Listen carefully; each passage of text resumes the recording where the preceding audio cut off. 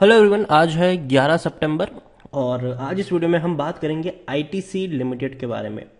देखिए, 212 रुपए का ये शेयर है और अगर देखा जाए तो पिछले कुछ दिनों से ये इसी के आसपास घूम रहा है। पिछले कुछ दिनों से क्या, कुछ महीनों से भी कहेंगे तो भी कोई बड़ी जल्दबाजी यहाँ पर नहीं होगी। वीडियो में बात करेंगे 212 रुपए का ये शेयर खरीदारी के लिहाज से अट्रैक्टिव क्या वाकई में है कि नहीं। तो वीडियो को शुरू करो उससे पहले अगर आपने अभी तक चैनल को सब्सक्राइब नहीं किया है तो प्लीज़ अभी इसे सब्सक्राइब कर लीजिए, क्योंकि आगे भी बहुत सारे वीडियोस हैं जो आपको काफ़ी ज़्यादा हेल्प करेंगे। तो बात करते हैं आईटीसी लिमिटेड की। 212 रुपए का ये शेयर है और देखा जाए तो ये इसी के आसपास घूम रहा है। 200 रुपए और 220 रुपए के आसपास पिछले लंबे समय से ये घूम रहा है। देखिए, 200 रुपए तक पहुंचा, फिर से तेजी दिखा दी और पहुंच गया 216 के करीब। फिर से ये टूट कर आया था 200 रुपए के करीब, फिर से तेजी इसने दिखाई, पहुंच गया 215 के करीब, फिर से टूट कर ये 204 के करीब आया, फिर से दौड़ने की कोशिश कर रहा है। हो सकता है कि 215 216 तक जाने के बाद दोबारा ये नीचे की तरफ भी आ जाए, लेकिन हमेशा मैंने ये एक चीज आपको बताई है कि 200 रुपए के आसपास अगर आईटीसी लिमिटेड का शेयर मिलता है तो बेचने का मौका गंवाना नहीं चाहिए। वो एक बहुत ही स्ट्रांग सपोर्ट है 200 रुपए का, और अगर उसके आसपास भी दिखता है 202 203 204 खरीदारी करके चल सकते हो आप इस लेवल के ऊपर। इतना ही नहीं, अगर हम यहां पर देखें आईटीसी को लेकर तो 100% खरीदारी करने की सलाह है। देखिए, आईटीसी मैं ये मानता हूं कि एक सेफेस्ट शेयर है ये। आपको बहुत बड़ा ग्रोथ यहां पर देखने को नहीं मिला है, जाहिर सी बात है, और काफी लोगों को ये परेशान भी कर रहा है। काफी लोगों को, लोग फ्रस्ट्रेट हो चुके हैं, यार ये क्या हो रहा है, तेजी नहीं आ रही है, इसमें मीम मटेरियल बन चुका है। आईटीसी और यस बैंक दोनों ही कह सकते हो। हालांकि यस बैंक में तो गिरावट है, लेकिन आईटीसी में गिरावट नहीं है, लेकिन तेजी भी नहीं है। कोरोना के बाद ये जो टूटा है उसके बाद कोई उतनी बड़ी शार्प रिकवरी हमें देखने को नहीं मिली है। बाकी के एफएमसीजी में बढ़िया रिकवरी है और यहां पर वो रिकवरी ही देखने को नहीं मिली है। लेकिन अभी भी जो बड़े बड़े ब्रोकरेज हाउसेस है उनकी कमेंट्री पॉजिटिव है। जियो जीत की खरीदारी करने की सलाह है, 263 का टारगेट प्राइस है। केआर चौकसी की अक्यूमुलेट करने की सलाह है, 228 का टारगेट है। प्रभुदास लीलाधर की खरीदारी करने की सलाह है, 260 के आसपास का टारगेट है। आईसीआईसीआई डायरेक्ट होल्ड करने की सलाह है, 240 का टारगेट है। और जियो जीत का पहले 255 का टारगेट था जो उन्होंने बढ़ा दिया है, ठीक है। आनंद राठी का टारगेट 285 के आसपास देखने को मिल रहा था। यहां पर अगर हम देखें तो इनके रेवेन्यू लगातार इंक्रीज हो रहे हैं, जो कि अच्छी बात है। प्रॉफिट्स की मैं बात करूं तो प्रॉफिट लगातार इंक्रीजिंग मोड में थे, लेकिन 2021 में प्रॉफिट में गिरावट आई है और यही वजह थी कि शेयर उतना आपको अच्छे से ग्रो करता हुआ नहीं दिखा। जहां प्रॉफिट 2020 के फाइनेंशियल ईयर में 15,585 करोड़ पर पहुंच गया था, वो अभी 13,400 करोड़ के आसपास की है। क्योंकि देखिए, इनका जो मेन रेवेन्यू सोर्स है वो जाहिर सी बात है सिगरेट और टोबैको ही इनका सबसे बड़ा मेन रेवेन्यू सोर्स है। और कोरोना की वजह से यहीं पर सबसे ज़्यादा फटकार लगी है, डेंट लगा है, जो कि मेरे हिसाब से सिगरेट का कंजम्पशन वैसे भी इंडिया में कम होना ही चाहिए। क्योंकि देखिए, कोरोना में हुआ क्या था कि आपको प्रॉब्लम क्या थी, सांस लेने में तकलीफ, और ऐसे में भैया लोग सिगरेट को छूते भी नहीं थे, उससे दूर ही दूरी बनाए रखते थे, और सोशल गैदरिंग्स वगैरह भी हो नहीं रही थी। तो जाहिर सी बात है इन सब चीज़ों का जो कंजम्पशन है वो कम ही होता हुआ नजर आएगा, और यही हुआ भी। और इनके जो रेवेन्यू है वो आपको घटते हुए नजर आए। और इतना ही, इनका जो होटल बिजनेसेस है वहां पर भी नुकसान हुआ, क्योंकि कौन जाएगा, कोई घूमने ही नहीं निकल रहा था, तो नुकसान हुआ यहाँ पर। लेकिन इनका एक बिजनेस था जो चल पड़ा था, हालांकि वो चल ही रहा था, लेकिन और ज़्यादा यहाँ पर चल रहा था, वो था एफएमसीजी का बिजनेस। कई सारी चीज़ें हैं, जूस से लेकर मैगी से लेकर कई सारी चीज़ें, नूडल्स से लेकर कई सारी चीज़ें ये कंपनी बनाती है। आटा से लेकर घी से लेकर कई सारी चीज़ें हैं, और ये इनका मेरे हिसाब से एक स्ट्रांग पॉइंट है। अगर आपको इनका एफएमसीजी बिजनेस है, देखो मैं आईटीसी में मैं पॉजिटिव हूँ, इसका वजह इसका एफएमसीजी बिजनेस है, ना कि उसका टोबैको बिजनेस है, ठीक है। टोबैको बिजनेस को देखकर यहाँ पर ज्यादातर लोग जो आईटीसी में खरीदारी कर रहे हैं वो इसके टोबैको के बिजनेस को देख के खरीदारी नहीं कर रहे हैं। उनको लगता है कि अच्छा, इनका जो एफएमसीजी का बिजनेस है इसमें पोटेंशियल है, यहाँ पर ग्रो हो सकता है आने वाले समय में। इनका जो होटल बिजनेस है, अनलॉक के वक्त यहाँ पर एक अच्छी रैली देखने को मिल सकती है। तो ये सारी चीज़ें हैं यहाँ पर, लेकिन कुछ खबरें भी है जिसके बारे में जानना ज़रूरी है। राहुल शाह है, उन्होंने कहा है कि भैया आईटीसी को भूल जाइए, दूसरी अपॉर्चुनिटी है उनको ढूंढिए। और राहुल शाह जो है वो भैया वीपी है और मोतीलाल ओसवाल फाइनेंशियल्स में।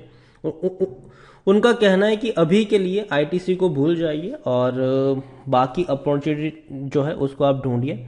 लेकिन उससे विपरीत और भी कुछ लोग हैं जिनकी भैया खरीदारी करने की भी सलाह है। सीएलए से बहुत बड़ा ब्रोकरेज फर्म है, उन्होंने कहा है कि भैया 26% तक की रैली आईटीसी में देखने को मिल सकती है और डिविडेंड आपको अलग से मिलेगा, वो अलग है यहाँ पर। उनको लगता है कि जो एफएमसीजी बिजनेस है वो एक बड़े वैल्यू क्रिएशन की तरफ आगे बढ़ रहा है और इसीलिए उन्होंने जो टारगेट भी दिया था, अब देखिए सेल ने ये कहा है कि जो एफएमसीजी बिजनेस है वो अच्छी खासी वैल्यू यहाँ से प्रोवाइड कर सकता है। जो आईटीसी के हैं हाँ पुरी साहब, उनका ये कहना है कि जो नेक्स्ट स्ट्रेटेजी है उनकी आईटीसी को लेकर वो भैया स्मार्ट एफएमसीजी, होटल और एग्री इनोवेशन की तरफ रहेगी। और डेफिनेटली ये 3 सेगमेंट मुझे पसंद आते हैं, एफएमसीजी, होटल्स और इनका जो एग्री बिजनेस है ये मुझे पसंद आता है। और आने वाले समय में कंपनी यहाँ पर सबसे ज़्यादा फोकस भी करने वाली है। नेक्स्ट स्ट्रेटेजी जो इनकी रहेगी वो डेफिनेटली बहुत ही ज़्यादा बेहतरीन होने वाली है इस दिशा में। मीम मटेरियल है ये, अभी के वक्त का मीम मटेरियल बन चुका है। रिटेल इन्वेस्टर्स का फेवरेट शेयर है, लेकिन फिर भी एक मीम मटेरियल के तौर पर है और काफ़ी सारे मीम्स यहाँ पर वायरल भी हो रहे हैं। जैसे कि जो फैमिली मैन 2 का था कि भैया कौन से शेयर खरीदो, चिलम सर ने कहा रॉन्ग नंबर और बाद में कहते हैं कि 200 पे खरीदो और 200 का स्टॉप लॉस भी लगा लो यहाँ पर। तो वो सारी चीज़ें हैं यहाँ पर। पेशेंस लेवल कितना है, तो भैया आईटीसी में खरीद कर बैठा हूँ मैं, तो वही सारी चीज़ें हैं। आईटीसी देखो दौड़ा नहीं है, भागा नहीं है, लेकिन जब इसकी वैल्यू रियल में अनलॉक होगी तब ये शेयर दौड़ना ज़रूर शुरू करेगा। और देखिए आईटीसी में खरीदारी के लिए पेशेंस होना सबसे ज़्यादा ज़रूरी है, ये बात हर कोई जानता है। 100% लोग खरीदने की बात करें, बेचने की बात यहाँ पर कोई नहीं करे according to Moneycontrol user. और इतना ही नहीं, अच्छे खासे इनके कह सकते हैं कि हाँ चीज़ें हैं, सब कुछ हरे निशान में है। टिकर टैप में करंट प्राइस कम है इंस्ट्रिक वैल्यू से, लॉन्ग टर्म में बैंक एफडी से भी ज़्यादा का रिटर्न यहाँ पर कमा कर दिया है। अच्छा डिविडेंड पे करता है भैया, डिविडेंड तो वाकई में लाजवाब है।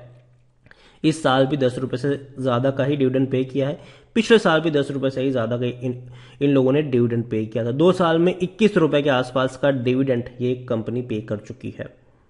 खरीदारी का अभी भी सही मौका है क्योंकि शेयर ओवरबोट जोन में नहीं है, कोई भी रेड फ्लैग्स नजर नहीं आ रहे हैं, सस्ते वैल्यूएशन के ऊपर ट्रेड कर रहा है। 20 का इसका पी रेशियो है, जबकि सेक्टर पी 50 का है।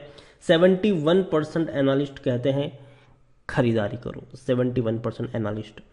होल्डिंग्स की मैं बात करने जाऊँ, शेयर होल्डिंग्स की, तो कोई बड़ा प्रमोटर यहाँ पर नहीं है। ज़्यादातर जो होल्डिंग है वो डोमेस्टिक वालों के पास है और अदर पार्टीज के पास है। म्यूचुअल फंड के पास भी 9.40% की होल्डिंग है, 32 से 33% की होल्डिंग डोमेस्टिक वालों के पास है, 11.74% की होल्डिंग एफआईएल्स के पास है और बाकी की होल्डिंग अदर पार्टीज के पास देखने को मिल रही है, जिसमें से एक पार्टी सरकार भी है। ठीक है, गवर्नमेंट के पास भी आईटीसी के बड़ी क्वांटिटी देखने को मिल रही है और सरकार अपनी कुछ क्वांटिटीज को यहाँ पर आने वाले समय में बेचने का भी प्लान कर रही थी, ये भी खबर यहाँ पर देखने को मिली थी।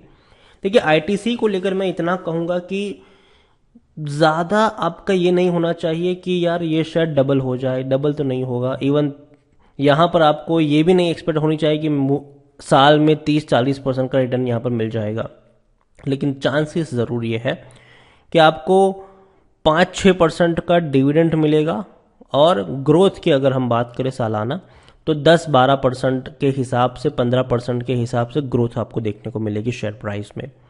और डेफिनेटली 200 के आसपास खरीदारी के मौके ज़रूर बनते हैं, यहाँ पर 200 के आसपास मिलता है। मैं हमेशा कहता हूँ कि 200 के आसपास मिले खरीद लो, यहाँ पर डरने की ज़रूरत नहीं है अगर आपको इनके एफएमसीजी बिजनेस पर भरोसा है। कंपनी की ये वेबसाइट है, कंपनी का रेवेन्यू अच्छा है, कंपनी के प्रॉफिट्स अच्छे हैं, कंपनी का एफएमसीजी बिजनेस है, होटल बिजनेस है, paper board and speciality paper का बिजनेस है, पैकेजिंग का बिजनेस है, एग्री बिजनेस है, आईटी बिजनेस बहुत छोटा है, उनको तो शायद बेच ही देंगे ये लोग। लेकिन आने वाले समय में कंपनी स्प्लिट भी हो सकती है, डीमर्ज हो सकती है और ऐसे में अगर होटल बिजनेस अलग होता है तो डेफिनेटली फ़ायदा यहाँ पर ज़रूर रहेगा आपके लिए भी। और अच्छी खासी ब्रांड है यार, इनकी ब्रांड नेम बहुत अच्छा है।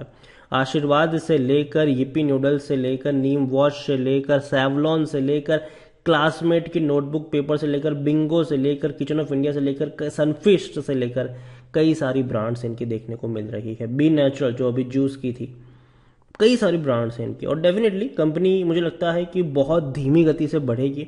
और पिछले कुछ सालों से, महीने नहीं सालों से इसका परफॉर्मेंस ही नहीं अच्छा देखने को मिला है, और उम्मीद करते हैं कि इस बार अच्छा परफॉर्मेंस देखने को मिल जाए, लेकिन वक्त लगेगा। पेशेंस होना ज़रूरी है आईटीसी में। ओवरऑल कंपनी बेहतर है, और एफएमसीजी बिजनेस पर मुझे लगता है कि भरोसा यहाँ पर होना चाहिए होटल और एफएमसीजी के ऊपर।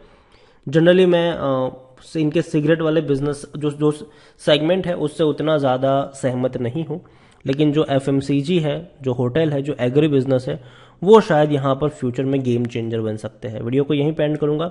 पसंद आया हो तो लाइक करें, शेयर करें। चैनल पर अगर आप पहली बार आए तो प्लीज़ सब्सक्राइब करें, और आईटीसी लिमिटेड के बारे में आप क्या सोचते हैं वो भी आप मुझे कमेंट में लिख के बता सकते हैं। Thank you.